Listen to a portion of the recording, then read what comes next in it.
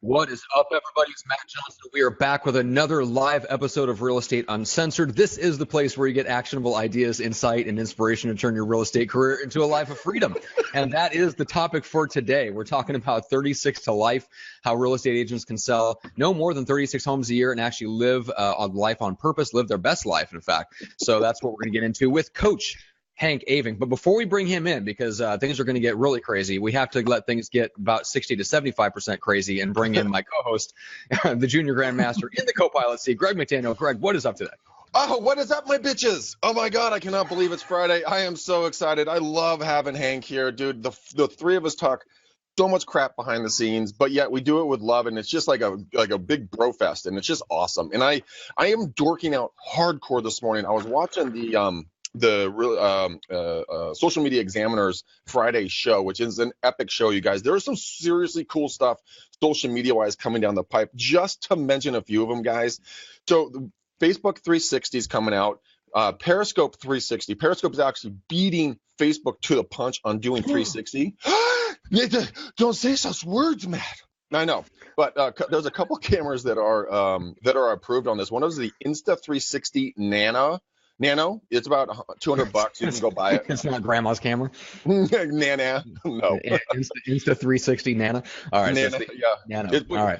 But here's the really cool thing, guys. Okay, seriously, dork time. All of you guys that have been like pushing off doing live because you think you have a face for radio, and I always make fun of you for that because I think it's fucking stupid that you guys don't do this. Here is your workaround. Now, Facebook is coming out with something. They're in the beta of it right now. They're going to be rolling it out to the public. There's going to be Facebook audio. Yes, Facebook audio. So let's say you could take a photo of a house or of an area or something like that, and then you can do a live narrative of what that area is like. So now, and it records. And if you have iOS or Android, iOS you can sift through other parts of the of the phone and still listen.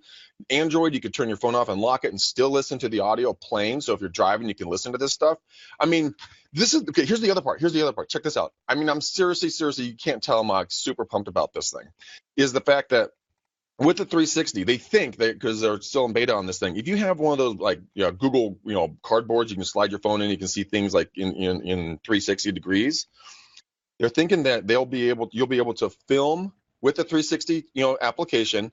So you can go walk through a house, guys, and film it 360, and they can turn their camera or swipe around, up and down, all around, and see the entire house, and it's cost you about $200 to get the camera. How fucking cool is that?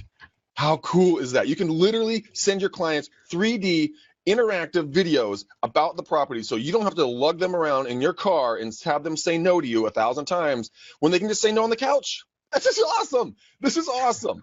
I mean, You're all like a kid in the candy store. Good God. And I'm only halfway through their podcast. Imagine how I'm going to be at the end. I don't know. It's good, Lord. I got to talk to you later today. I know. You're going to regress. You're going to go from a toddler to like a 1-year-old. All right. So let's bring our special guest, and we'll get into the bulk of our content for today. Coach Hank Aving, what is up, man? Oh, I'm just thinking, what a great video that can be done with a voiceover by Greg going. It was classic. Thank you. I love you, dude. Oh my God. All right, so here's what's up. New year, new expectations, and we're going to challenge and push against the edge of all sorts of stuff, and we're probably going to piss some people off today. Yes. Good. I'm especially excited about that. Let's do it. I love that. This is my kind of show. Yeah. Let's. Should we go? We're going to cover two things basically. Essentially, how rookies who are racing to get to that 36 deals a year, some of the things that they can implement, and then we're going to talk about people that are already at that level who are working way too much, way too hard, and way too long to make those 36 deals or however many deals they're selling, and then figure out how to cut back and actually have a life again. Before we get to all that, I want to get into just the overall, like, what spurred this and some of the frustrations that you've had with some of the other, shall we say, just the encouragement, coaching, training, pushing, prodding, kicking in the ass that's generally going on in the real estate industry. All right, so if I might jump on a pedestal here because I'm getting more and more passionate about it. So Here's my belief. 99% of real estate agents should not form a team. There, I said it. You know what? 99% of you aren't leaders. You're not business owners. You can't even tell me your P&L for the last 30 days. Yeah, let's go build a team and do more transactions and get behind on IRS payments and everything else. You know what? You're doing yourself disservice. You have no foundation. You're going to say, hey, I'm going to double my business, and I already have a clusterfuck. So, can I say that word on here? Yes. Of course, Yeah. I say clusterfuck. It's such a lovely descriptive word too. Well, Do you have a double clusterfuck? Well, let me give my 2 cents on what I think is going on. Hey, Greg, go grow a team. Go get a bunch of agents, because what you're going to do is you're going to train them for us. You're going to help me with agent count, and then they're going to leave your team. Who cares if you're going to make less money? We're going to grow our company faster because now you're the recruiter for us, because now we got this great idea that you're going to go build all these teams all over the country, and it's just hurting people. Meaning, yeah. I believe that 99% of the people don't have the capacity to build teams, and people are going to get hurt with it. People are going to lose money. And you know what? Slow down to speed up. Now, I'm saying the other 1% can knock it out of the park by building a team. Yeah, so we're not talking to you today. Right. You know what? What I always tell people, I always have, young rookies, they always come up to me through the trainings or through the McDaniel Challenge or something like that. And they're like, Greg, should I join a team? I'm like, no, dude, pump the brakes. Run for 6 to 12 months. See how much money you can make on your own. I mean, if you epically suck, then yeah, go get life support. But I mean, don't fucking start a team, for God's sakes. I mean, it's like blind leading the blind in a dark room. Go do it on your own. Well, look at this. Why do most people join a team? They join a team because they want to get the leads and they want to get off the ground. Meaning, they didn't jump into real estate to be someone's bitch. And then as soon as they feel like they're being someone's bitch, they're going to realize that they should go do it on their own. And then it's just this complete cycle. And I'm tired of it. So, yeah, anyways. Whew. You feel okay? That was it. That was a very small pedestal you stepped up on. You know, I mean, that was over in like 45 seconds. Well. All right. So I agree with the fundamental premise that 99% of people, as they are right now, should not go out and start a team because they don't have team systems and controls, right? That's the 3 legs of the stool. So until you figure that out, right, and you have to figure it out for yourself first, then you can start adding people. If you add people to the process that's already fucked up, it gets more fucked up, and you have it will cost you a lot of money. So I think you're right about that. Mm-hmm. So there's a lot of pressure on everybody to double. I hear a butt coming. Throw that butt out there. If you are the next Jeff Cohn, by all means, start a team. I also disagree with Greg on why people would want to join a team, because I think a lot of new agents should join a team as long as it's a competently run team and someone that's not going to fail out of running a team in the next 2 years. Absolutely. If you join someone that's established. Hold on. Let me jump in here. Yeah. Here's what I would desire, that there's proper expectations with joining a team. If you're going to go and join a team, the first year that team owner doesn't make any money off of you, and for you to join a team and then jump ship 18 months later, I don't think is a fair proposition either. Yeah, that's 100% accurate. That's what a lot of teams do. They train their competition. The person gets all high and mighty. They leave the team, and then they flounder because they don't have the support of the team anymore. That's why I disagree with the Johnson.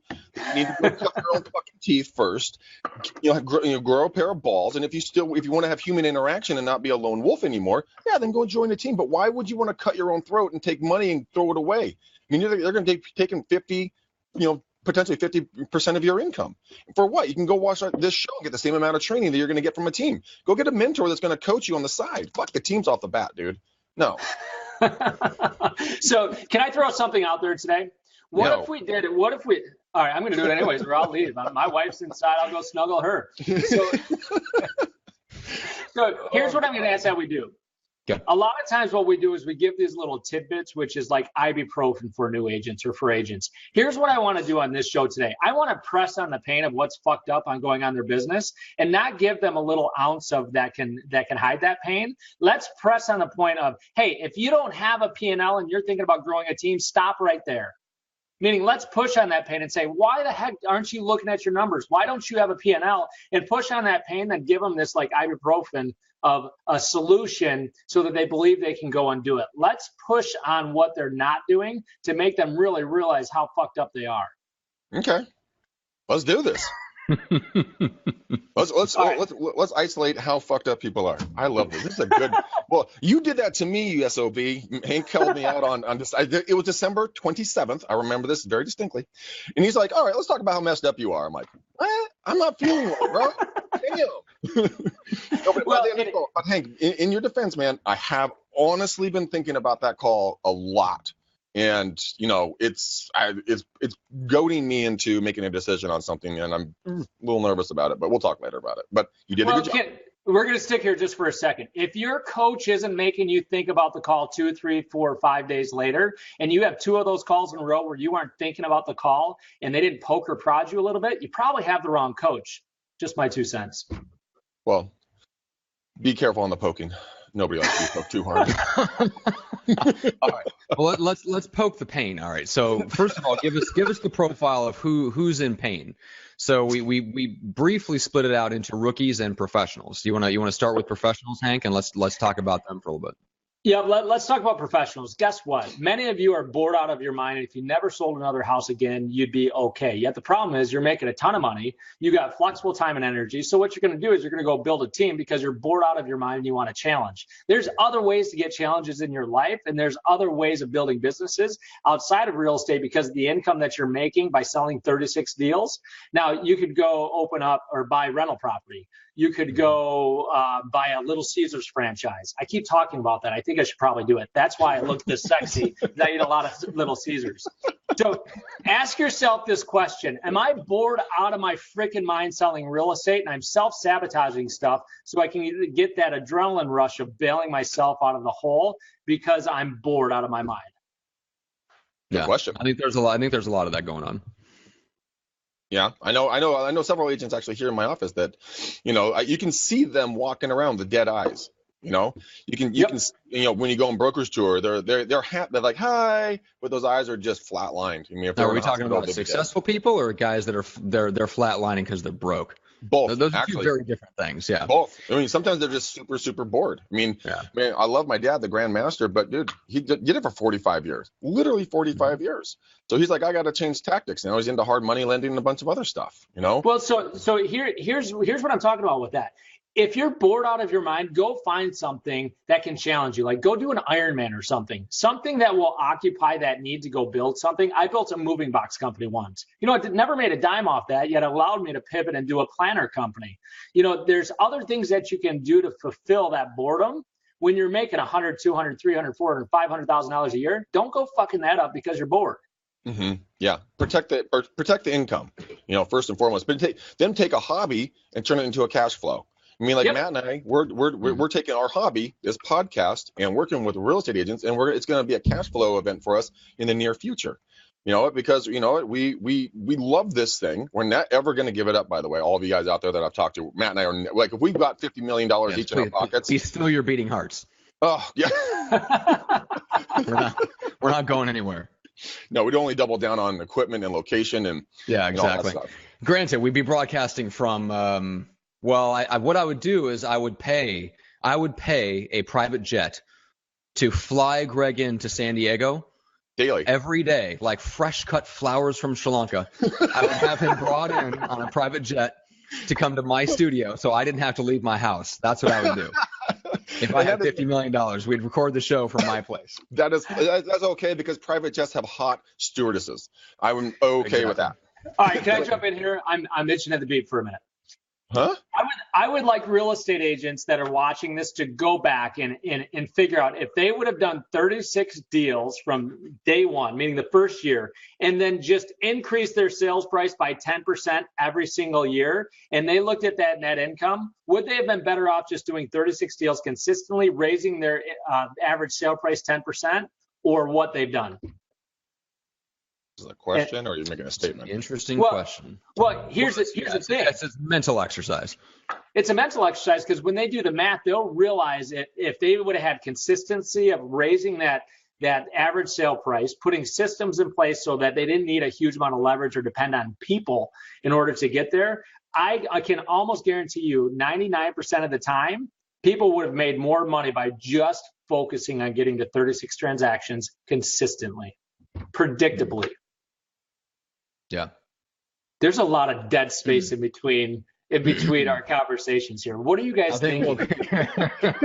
Are we like technically avoiding the answers? We're like, Matt, I don't know if you check that one. Okay. No, I mean that's here's the thing though. Is Hank, you managed to fuck up my business model too. The first that we talk about 5 weeks ago. And so I'm very much incorporating this philosophy into my business, even though it's structured differently from real estate. But it's absolutely true. Greg Harrelson said something the other day, which was getting wealthy, especially getting successful in real estate, is nothing but being a master of relentless boredom. And that's 100% true. If you do that and you're good at it, you will consistently and you will never fail to make make money in real estate and continue to make more and more money. The question is, what do you do when you get bored? Mm-hmm. That's exactly it. Yeah. And are you okay with getting bored? No. Yeah. No, I'm not. I hate being bored. I mean, I absolutely hate being bored. But I mean, that's why I'm building other things, doing other things on the side. I mean, I'm an absolute Facebook Live junkie, and I can't stop. So I try to find new ways to make Facebook Live fun. That's one of my things that keep me from being bored. Around my house, I'm making soup, or I'm going for a drive, or I'm hanging out with YouTube clowns, or that's not hurting your core thing. With you getting bored, everything that you're doing is enhancing what is your core thing, right? Right. I'm going for that one core thing. Exactly right. Yeah. All right. Well, let's get into this real quick. So I was talking to Frank from Viral Marketing here, I don't know, 3 weeks ago, and he drew me the outline, which is the dip, which is you get to the point where you max out your personal leverage and your personal productivity, and then you start to have to bring on staff. Now, you hit a point where you can bring on enough part-time staff to kind of just make you more productive, but then you hit that ceiling. Then you have to hire an actual employee, and your profit goes bloop, and your pain in the ass goes way up, right? Because now not only are you dealing with actual clients and actual responsibility, but you're also dealing with people on your staff that you have to train. You have to be a leader. You have to have systems. You have to have controls.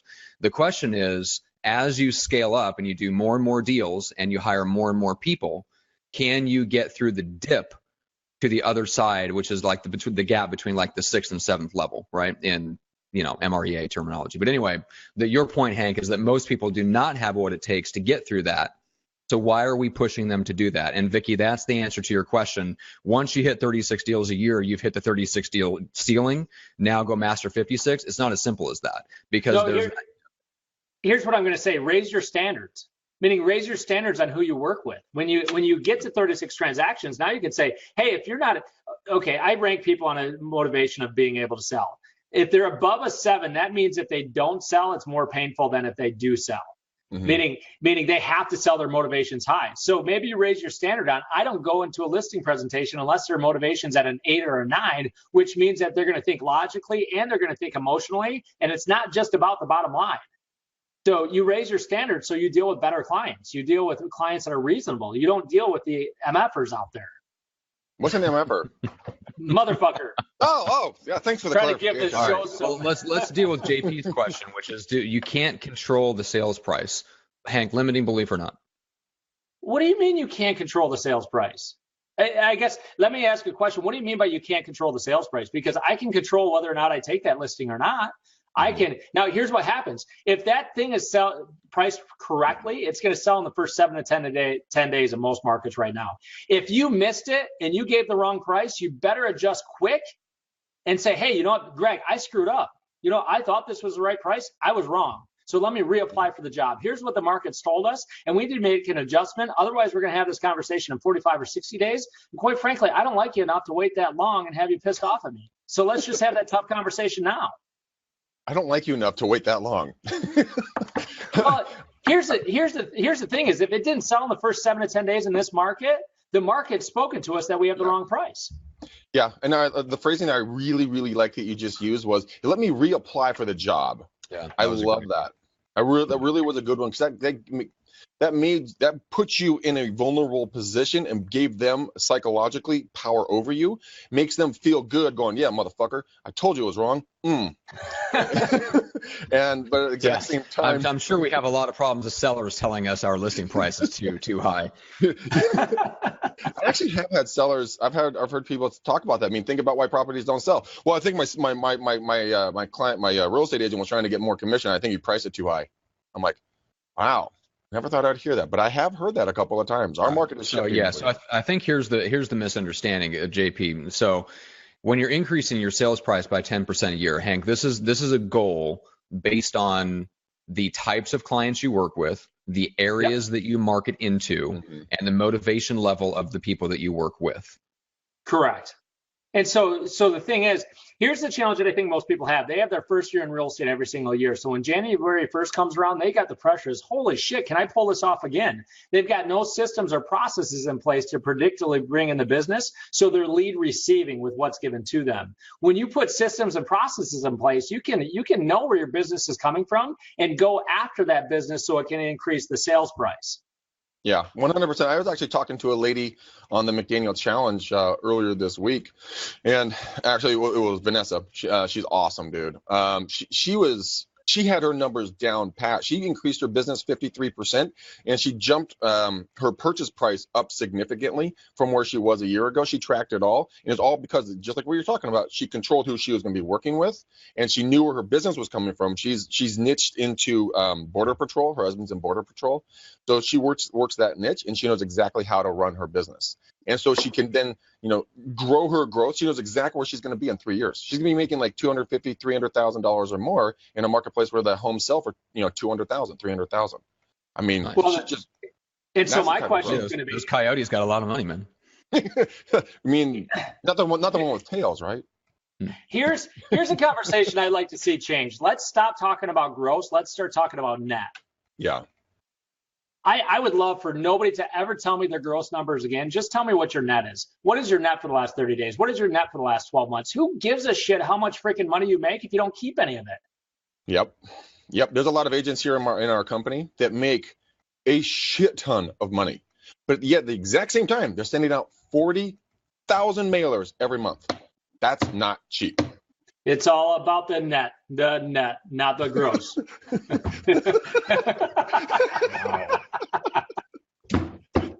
Tell me you had that before, or did you just make that up? No, I had it before. Okay, and awesome. I'm still not any better at it. Oh my God, that was hilarious. Thank you for that. That made my day. It's all about the net. The net. Moving forward, ladies. Keep going. Oh my God. Okay. So professionals, going back to where they start, right? So the philosophy of like, now that you're at that level where you're earning the income that you want to make, now you start to go back through. So the first step is what? Go back through and look at the clients that you are receiving, where they're coming from, what your lead sources is, and figure out what you want to, what is bringing in the clients that I want to work with, right? So I went through that process over the last couple of months in my business too, looking at number one, what are all the types of my clients? I narrowed them down into like 6 categories. Who are the best clients and where did they come from? So I know exactly, like, to ramp up my lead generation, I know exactly what I want to do. I know exactly who needs to be hired. I know exactly what the process is. That's essentially, it's the same thing for an agent going through their business.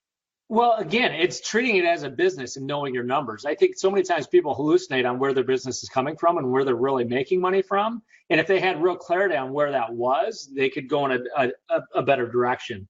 I think the other thing to be clear on is when you say yes to this, what are you saying no to? Mm-hmm. Yeah. That's what I get on. I get on Greg about that all the freaking time, because Greg he's a yes slut. Yes, sir. Okay. Thank you. Greg wants to say yes to everything. Every social media network, every tool, every email, every potential avenue of doing anything, Greg wants to say yes to. And Matt breaks my heart every day by saying no. So I'm just starting to give up. I'm just not going to. That's right. I was going to say, if you want to go for no, just talk to me more. But you won't pick up my phone calls. So how can I do that? Greg, one thing that I encourage you to do, say no to the first invitation when someone invites you to something. No. Say, hey, I can't do it this week. I can do it next week, and see if they follow up. Do you know how many people reach out to me first time they say, hey, can you do a motivational thing for my team meeting? I say, no, I can't do it this week. Call me back next month and I'll do it. Do you know how many people just don't follow up? Probably a lot. So most, yet the people that do, then I'm jumping, I'm all in. See, what hurdles do you have in place so that you're just not taking orders from someone and being someone's bitch, for lack of a better word? Mm-hmm. Meaning, protect your time, say no. And so let's go back to the professional agent. Okay. Do me a favor. If you're in real estate and you've been in real estate for more than a year, focus on the next system to put in place that's costing you money that you don't have. Just the next system. Don't worry about all your systems. Focus on the next system that will make you or save you the most amount of money, and don't focus on any other systems till you get that done. Greg, how long have you been in real estate? 18 years. 18 years. What if you'd focused on one system every single month for the last 18 years? Would your business be even that much more efficient?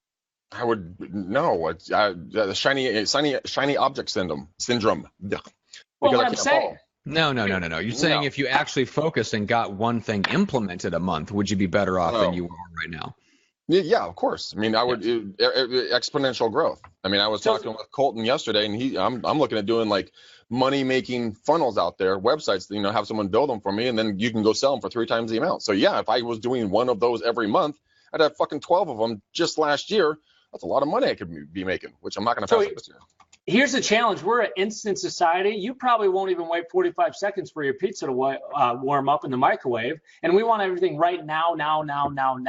Stop being spoiled little brats and take some time to look at lining everything up and doing it.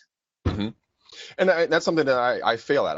I'm first one to say that I suck at it. Matt knows it. I mean, and some of the things that I'm writing down are the things that I'm going to be doing this year. And some of them I don't want to write down because I'm afraid of what it's going to look like, what I need to get rid of, and some of the things I need to keep, and all of this stuff. But it's peeling the curtain back and looking behind there and seeing what the fat lady looks like. What are you dealing with? Once you know what you're dealing with, then you can make adjustments in your business. But some people, like myself, have been too afraid to actually see the truth. And awareness. Yes, awareness. And you have to have it if you're going to grow. You have to have awareness. Yep. It's key. Mm-hmm. I mean, Matt, what you said that that Hank totally turned your business model on its head. What was something that you saw when you pulled the curtain back that you didn't like that you saw that you made an adjustment on? Well, it's an adjustment that's still in progress, but it revealed 2 business partnerships that I probably shouldn't be in. One's with you, Greg. No, I'm just joking. Yeah, exactly. Greg, let's talk after the show. Matt, we have to talk. Mm-hmm. That's right. When you get that we have to talk, you're screwed. We're actually not live. This is an intervention, Greg. That's right. Good. I'm glad the 60 people that are watching us live are just, sitting on the sidelines and watching me flog. We all care about you. We all love you, but your actions have affected me in the following ways. And I've written something special for you. Okay. Right. Okay, all right, focus. Keep going, Matt. Sorry.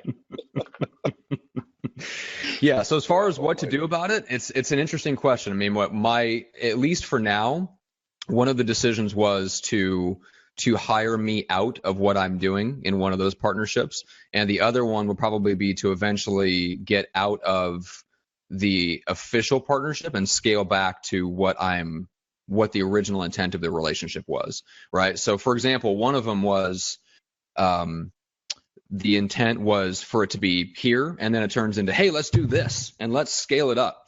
Right. And let's build something with the intention to sell it in the financial advisor industry. That's great for them.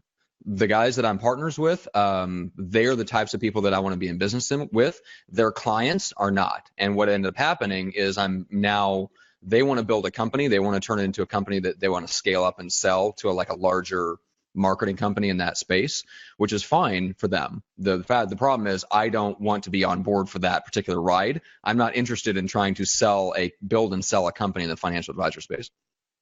Yeah, well, you got to stay true to your core, right? Yes, exactly. Yeah, that's one of the things that I'm having to look at in mind. Stop being a little bitch and just talk, Hank. All right, so, what's the problem? Here's what I'm going to say right now. Don't get in a fucking partnership. Don't do it. Stop. Don't do it, because 99% of partnerships are going to fail. Figure out how you guys can run parallel together and benefit each other, and really recognize what you're running from by wanting to bring on a business partner, because most of you are running away from a pain, and that's why you want to bring on a business partner. Face that pain, figure out what it is, and stop getting into partnerships and run parallel, where you guys can run together, benefit from each other. And if you decide it's not working out, like most business partners will, it's an easy way for someone to go this way and someone to go this way, and you guys sail off in the sunset. Business partnerships 99% of the time are going to fail in the first 5 years. I think the average, I would totally agree with you, but I have been honestly blessed that, partnering up with Matt, we work extremely well. Partnering up with my father and my business partner, Chris Callahan, we've been together, 18 years, and so we're blessed and we're very abnormal, but I would agree with you 100%. Yeah, it's very difficult to find people that are as aligned values-wise and happen to be in the same part of their lives where you're going in the same direction. See, right? that's the key, because I think everybody comes in with the greatest intentions, and then things change and circumstances change, and all the intentions were good, yet, I've seen girlfriends come in and ruin relationships because now the girlfriend's coming and added this tension that wasn't there in the beginning. I mean, it's such a recipe. Yeah. It's such a recipe. So why not structure it in such a way that you can run parallel and not even have to deal with it until you can't avoid it and you got a track record like you guys have? I mean, how long have you guys been bromances? I do believe the proper terminology would be business partners and co-hosts. But Matt, when's our 2-year anniversary? It's on the God damn it, Greg. Our 2-year anniversary show podcast is on the 23rd of this month. Brian Casella will be with us, who's got the top viewed episode from all of last year. That's gonna be awesome. Do you know what? When I was talking to Colton last night, dude, how he told me that one of Brian's videos that he shot has over 570,000 views, guys. That's insane. And it's all organic. And guess what it is? It's him in fucking Toys R Us picking out a toy that he's gonna take to a charity with him and all of his hot rod buddies. Then he goes and his title is, it's like me in front of what was the dude that was killed in all the Fast and the Furious videos? What was the guy? Paul Walker. No. Yeah, Paul Walker. He's like, I went to Paul Walker's house. That triggered 570,000 views. And what got me thinking about is something here, totally off topic. When you guys are shooting videos, and I know we're going hard left here, but this is something important. What was important about that video, why it triggered, is because it was an emotionally charged video. Hot cars, kids at charities, and a loved celebrity, all charged, topics which made people watch. So when you guys do your videos out there and you're doing something, make sure that you can charge it with emotion. Don't charge it with education. That's boring ass shit. Get people, pluck on those emotional heartstrings and play them like a guitar, and you'll have people singing for you. So anyways, I'll get off my soapbox. Oh, Leslie, going to do triple line dialer? That's awesome. Absolutely, Vic, you got to know your value. Yeah. Without a doubt, you'll know your value. Yeah. Well, So, let's talk about, you want to talk about the lead generation piece a little bit? Talk about what? Talk about the lead generation piece a little bit, but go ahead, Hank. What were you saying? Here's what I want to plug. Yeah. I have 2 offerings. One is 36 to life for rookies who are looking to get to the 36 transactions a year status, and then 36 to life for professionals that could trip over 36 deals a year and how to get their life back. If you're interested in that, I don't do landing pages and all that stuff. Just hit me up on Facebook. I'll give you information on that. And there you go. Yeah. Hank Avink, A-V-I-N-K. All right, guys. So let's get in. You mentioned something as far as like people that get into partnerships, they're looking to solve a pain point. And a lot of times, especially for agents, I feel like that's the lead generation. There's some part of the lead generation that is a pain for them, and they're trying to solve that. A great example is one of the agents I ran across last year. They were going to partner up with another gal, and they're going to go in on Boomtown together, right? Because they weren't good at prospecting or lead follow-up, so they're going to go drop $1,500 a month on Boomtown plus pay-per-click ads and go after a specific neighborhood. Now, doesn't that sound like a recipe for success? I bet you they know their numbers too. I bet you they do. It's all, yeah, exactly. So that's the kind of thing we're talking about, is that they were running from the prospect of ramping up their communication with their database, going and door knocking, getting a triple line dialer for $100, $150 a month, whatever the cost is with the data, and just starting to make calls. Instead, they're looking for a piece of technology, and then they're looking for another person to afford the piece of technology with them that they believe is going to solve a problem. Greg, I think they're looking for the easy button. 9 times out of 10, they're looking for the easy button. There's no fucking easy button. I built my coaching business off of one conversation at a time, meaning I focused on that person that was in front of me and serving them, and I did one conversation at a time. Real estate's no different, meaning focus on that client that you're working with, knock it out of the park for them, train them to give you referrals, and knock it out of the park. And after 2 years, you'll never have to lead generate again. Yeah. Matt, who was the guy that you talked about that he trained every client that they would get, that they would give him 3 referrals through the course of that transaction? It was Jonathan Zabrocki here in San Diego. Yeah, it was Brilliant.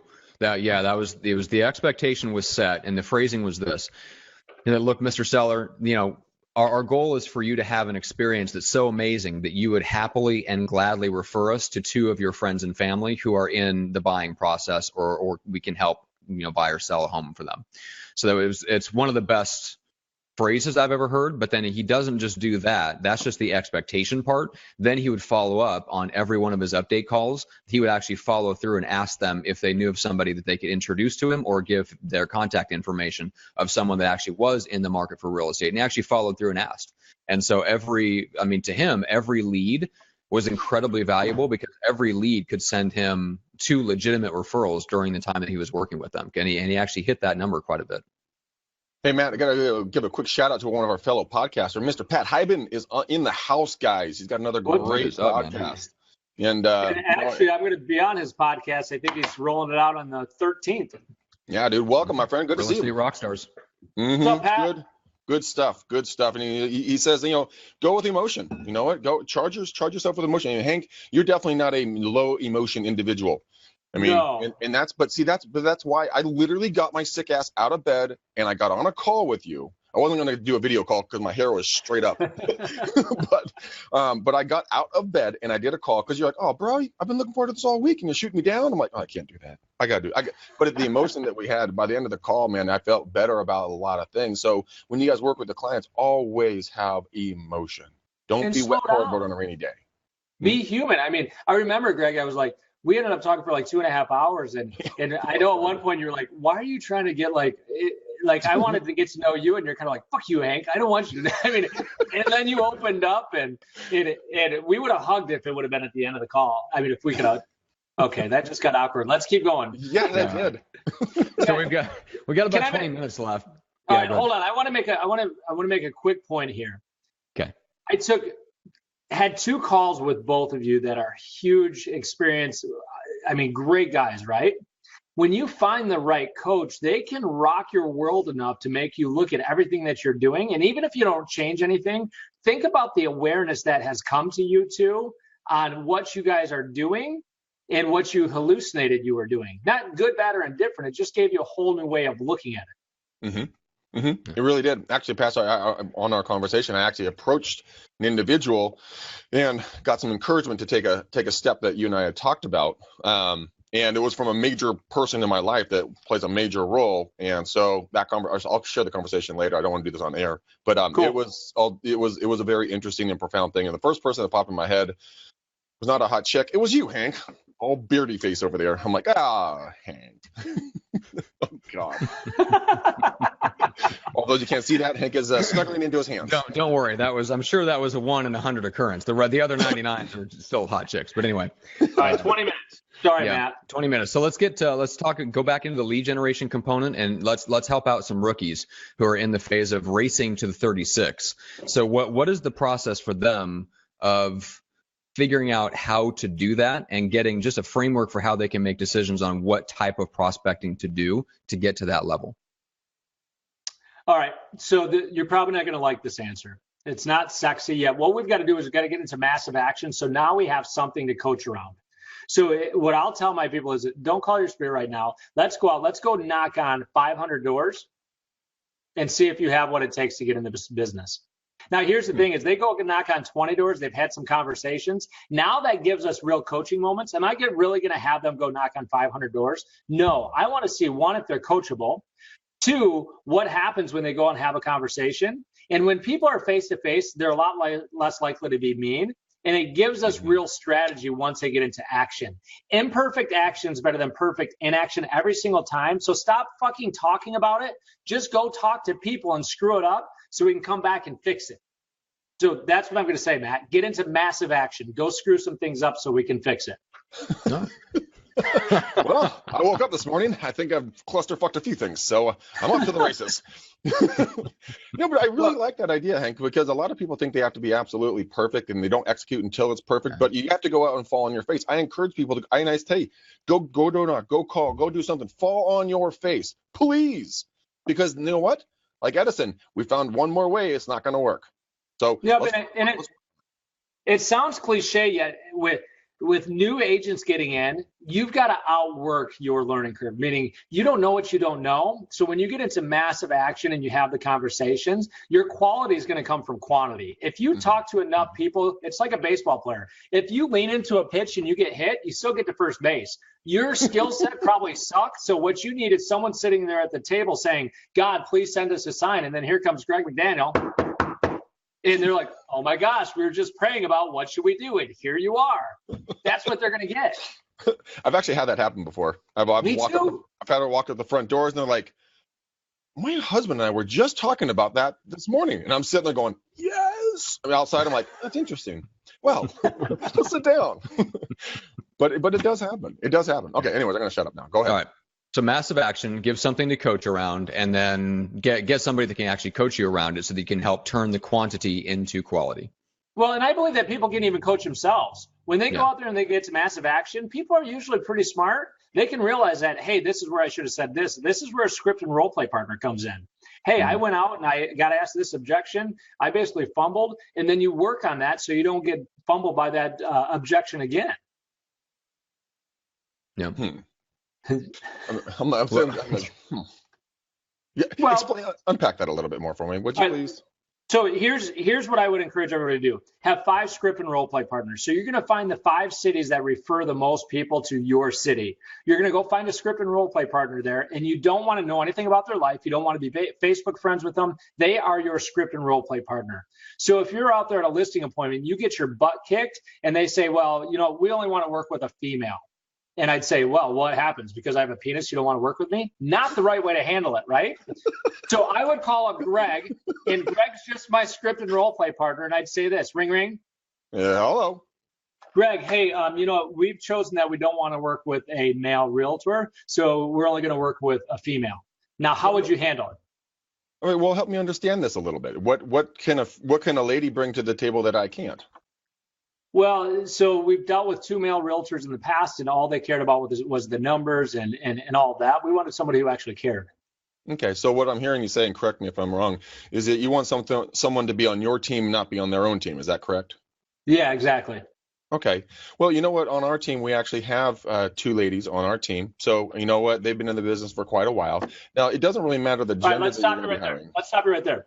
So Greg has his way of handling it. Now what you do is once you get Greg's, you're like, okay, I like that. I didn't like this. Now you call up your second script and role play partner. This is when you park right around the corner and you call up Matt and you say, hey, Matt, here's the objection. Once you've gone through that objection 5 times, you ever get hit with that objection again because that pain's in you right now, you'll never fumble on that objection again. I absolutely love that. Now, here's the thing. Did you notice that I said from the 5 cities that refer the most business? Mm-hmm. Most likely, you're going to get a referral from that agent because they're going to say, hey, do you know an agent in Kalamazoo, Michigan? Well, if you have 5 agents in other cities that send a lot of business here, chances are that role play partner will send you at least 1 to 2 deals in the next 12 months. I always talk to people about their feeder markets, and running Facebook ads or doing stuff like that to those different marketplaces. But I think what you're talking about is way more beneficial. Still run the ads, but build the relationship with the agents, help each other, help me help you, vice versa. And Vicky, you can find Hank. Where can they find you on Facebook? Vicky's asking where they can find you. Just Hank Avink. My coach Hank is my business page. Like me or follow me on my personal page. I should have a website. Yeah, you know what? I don't know. It just works human to human, one conversation at a time. Hey, Helen, triple line dialers, when you want to find them, I use one called Mojo, M-O-J-O, so mojosells.com. Really good product, $139 a month plus $25 for unlimited data that you can download and do calls off of. So take a look at that. I'll put a link in there as well. Yeah, and there's one thing I wanted to address here in the last few minutes we've got. Alicia says, what gave me clarity was seeing how many hours I would have to take care of each client at 36 clients versus 61 clients. I want to dig into that a little bit, Hank, because that gets back into the a limiting belief, yes or no, on that.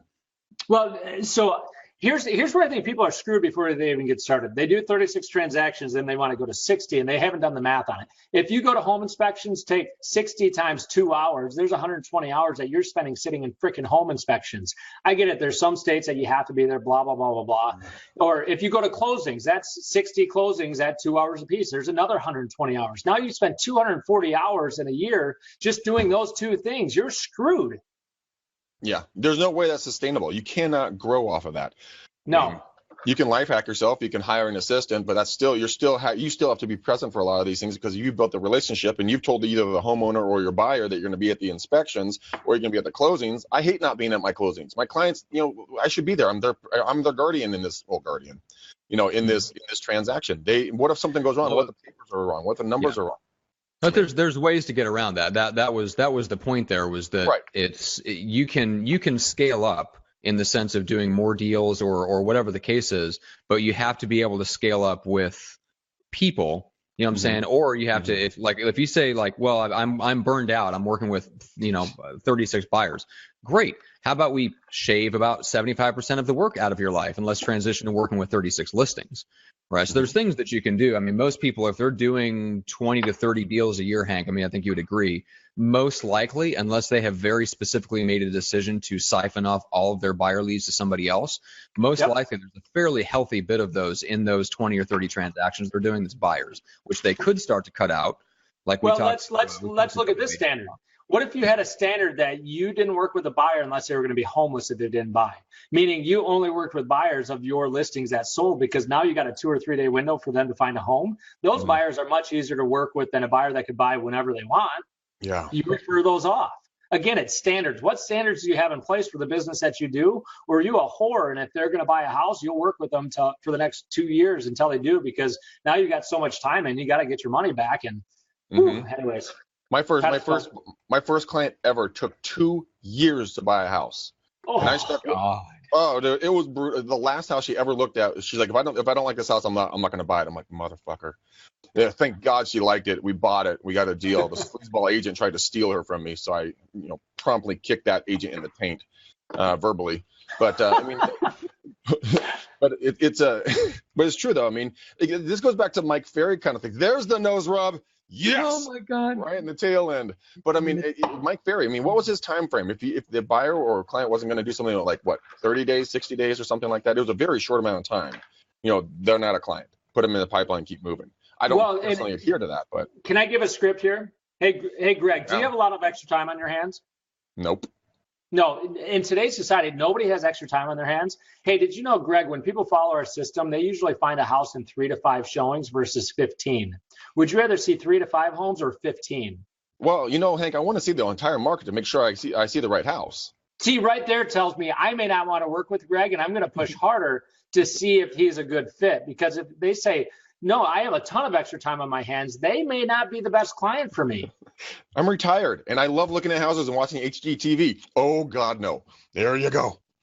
That sounds horrible. Again, expectations, scripting and role playing. What are you eating, dude? I'm starving. So I want to point out Planner's nuts. One last thing.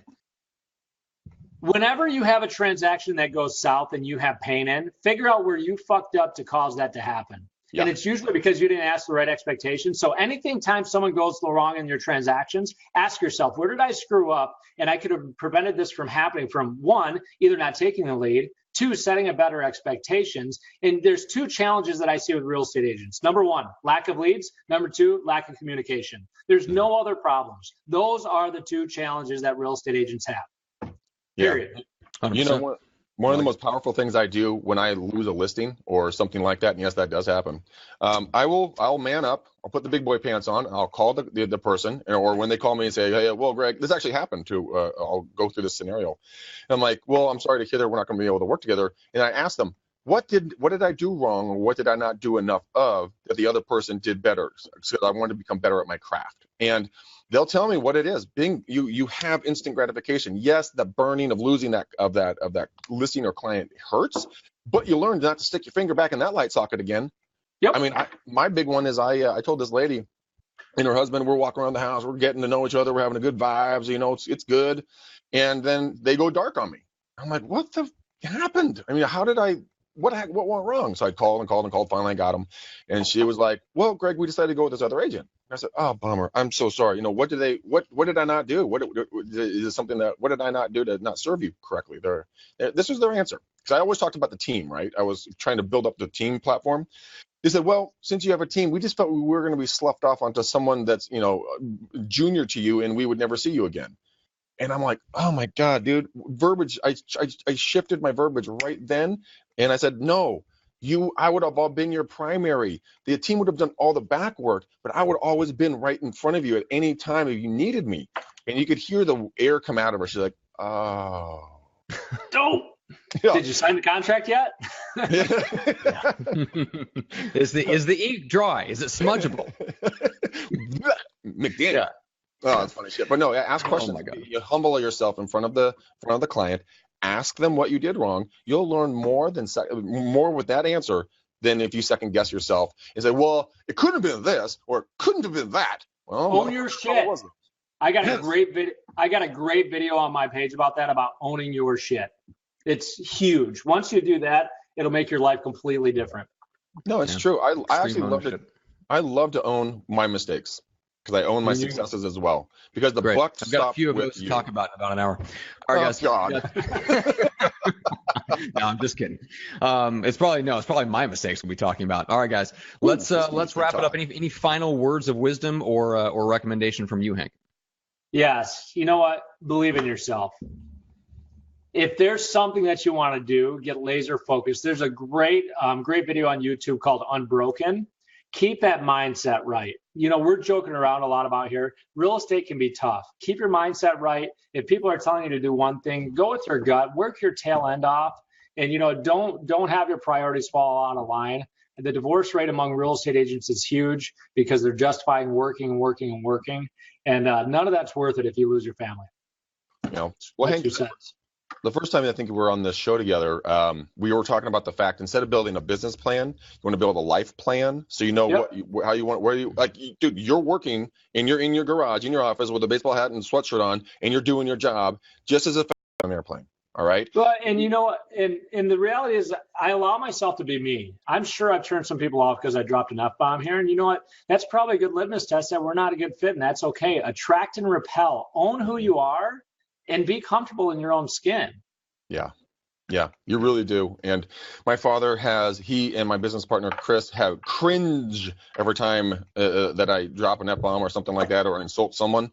But he just turned to me the other day, just shaking his head going, I just kind of refer to you as the Howard Stern of real estate podcast. You never know what's going to come out of your mouth. I'm like, fucking no, Dad. And he's like, ugh, Greg, seriously. I'm like, but they're coming around to it. But it's good, though. Find your tribe and then run it. Run with it. Don't run it. Don't be a dictator. Don't be Matt. Wait, what was that? Did I hear that correctly? All right. You're done, Greg. All right, guys, we got to wrap things up. So for Vicky, what is Hank's coaching page again? It is, I believe it's Coach. Is it your coach, Hank Aben? My coach, Hank. My coach, Hank. Vicky, I should have funnels. I should have Facebooks or landing pages and all that stuff. Just send me a message. We'll have a conversation. I'll offer you a free 30-minute phone call. And we'll have a conversation. And to me, that's better than you. I mean, you can go watch the videos, you can watch all that. Yet I think you and I should have a half-hour conversation. I'm booking at least a week or two out right now. Yet, let's go for it. Mm-hmm. Good stuff. Yeah, you will get something out of it valuable. I guarantee you. Even if you guys don't work together, you'll get something out of that head of Hank. Hank's head. Hank's head. There's the dyslexic kicking in strong like mule. That's right. All right. Well, let me mention a couple of things on our site, and then Greg, you can shout out whoever you want. So our site is McDanielRealEstateSystems.com, and go there because you can get Greg's favorite scripts, and that is a free PDF download with all the actual with the actual scripts written out, but also links to videos where you can hear Greg go through the phrasing and the tonality, so you can hear the important stuff. That way, you can go out and replicate and use them in your daily business. That is 100% free. We also have our farming training course called High Tech, High Touch Real Estate Farming. That's available there. That is 99 smackers for, I believe, 8.5 hours of video training content of me just loading Greg's head up in a vise and squeezing it like a ripe eggplant and getting all the goodness out until it's exploded onto 8.5 hours of video. So check that out, guys. Greg, who do you have to shout out? Well, obviously Vanessa having a great time on the real McDaniel challenge the other night. Great time, super cool. I see wonderful things for you coming down the pipe. And then Talon Prospecting, guys. I'm going to put a link in here for Talon Prospecting. They are my ISA team, and they just crush it for me like nobody's business. And they're at the level I'm paying them at $3,500 a month. They're setting 10 appointments a week for me for buyers and sellers. Yeah, dude, it's fucking rock star. They have alternative price points if you guys are interested. In your first month, you get $1,000 off. I don't make any money off of them. Okay, I don't. I just love what they're doing. They set appointments. So they don't find me leads. So I'm like, dude, this has to be broadcast to the highest levels of real estate, so people can go and work with more clients and not spend all their time prospecting and be depressed. So Talent Prospecting, I'll put a link in. Click it. You'll set up a time to talk to Phil or Rachel or Anita or whoever over there. And then also, though, guys, our team, McDaniel Callahan team, if you have a referral for the San Francisco East Bay area, we will pay you a 30% referral fee. So, guys, if you want to make a little extra coin, think of me when it comes to the San Francisco East Bay for your referrals. And if you heard it on this podcast, he'll pay you 36%. Hank will pay you the extra 6. That's plus right. Craig, run over. But that's what it is, guys. I'll put the link in for the farming product and for the other thing, the Talon. Good. And speaking of you, Greg, so guys, follow Greg on Facebook. It is Greg McDaniel. He is, I believe it says Walnut Creek or Danville on his Facebook profile. You cannot friend him. Facebook will not allow it, so make sure to follow him. You can also follow him on Instagram at mcdanielcallahan.realestate. You can find me on Facebook and Instagram at Pursuing Results. That is the easiest way to find both of us. Keep up with us. We do post on Instagram. We're tinkering around with Instagram Live, so a lot of times you'll see us kind of previewing and teasing the upcoming episodes and all the stuff that we're doing with little live broadcasts and pictures and stuff like that on Instagram. So check that out. And then I think that's it, guys. We are at go time, so we're gonna let everybody go. Thank you so much for watching, especially here on Facebook. If you're listening or watching to this after the fact, make sure to subscribe on YouTube so you get our future videos, and iTunes or Stitcher for the audio versions, nestled right between your ears where we so belong. So deep in there. Okay. All right. That's all we got, guys. Thank you so much, guys. Have a great weekend. We'll talk to you next time. All right. Bye, guys. Love you.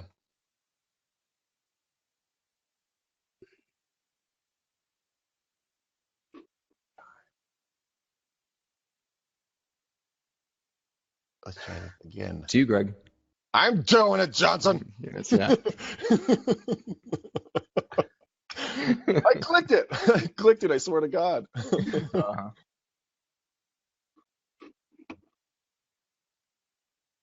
He actually got that on camera. That's fucking hilarious. I think we're still going. We're still going. Yeah, we are. It says broadcasting. We're not broadcasting. We are not broadcasting, ladies. I can guarantee you that. RNA confirmed it. We're still live. All right. So if you guys see this, that means that we're still live. I hope to God that we're not. Yeah, well, if it is, we'll just do a second show. Welcome to Real Estate Uncensored Part 2. Well, two people. All right, what's going on your end, Greg? When you hit stop Facebook Live, what's it doing? Is there a pop-up box we're not seeing? No, guys, we are not fucking live. Yes, we are. I just saw it. I'm watching it on Facebook right now. I'm watching it right there. And the comments are rolling in.